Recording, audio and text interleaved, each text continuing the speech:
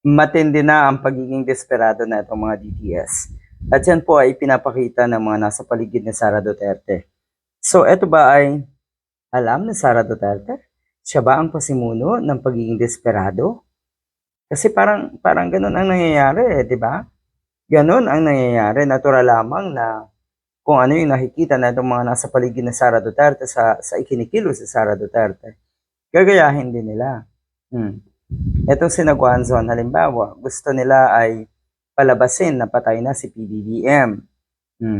Nangangamoy St. Peter na nga daw, sabi na itong mga ito. Dahil nga, hindi sila naniniwala na yung mga nakikita sa online, sa mga media outlet, na mga videos, mga photos and pictures ni PBBM, hindi sila naniniwala na yun ay mga current information tungkol kay PBBM. Ang iniisip nila yun ay mga recycled, matatagal na. Kasi nga, ang mindset nila ngayon ay kailangang patay na si PBBM. At ito pa yung masaklap. Dapat daw pag-ingatan si Sara Duterte sa kanyang mga lakad. Lalo na't anytime ay bigla na lang daw itong manunumpa. Naka-ready na daw. Anytime daw ay pwede nang manumpa si Sara Duterte. Diyos ko, ang tagal-tagal na ng panaginip na itong mga DDS na manunumpa si Sara Duterte. Ano na pong nangyayari? Kasi ang sinasabi nila, mauuna pa daw na mamatay si PBBM bago pa man ma-impeach si Sara Duterte. Good luck. Yung mga ganyan yung kahilingan at ganyan na iniisip ninyo, baka sa inyo yan bumalik.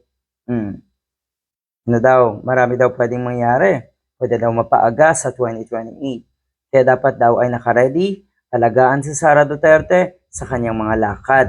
Kailangan daw ay laging naandyan yung kanyang mga security guard. Talaga ba? Yung nagbabanta sa Pangulo, kay Speaker Romualdez at kay First Lady, siya pa talaga yung nanganganib ang buhay, siya na nga yung nagbabanta. Ang lala, ang lala.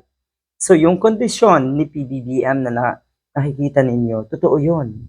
Mabuti, maayos. Wala kayong ginawa kundi mag-imbento na ikasisira ninyo. Mag-imbento ng mga patunay na kayo ay pawang mga desperado na.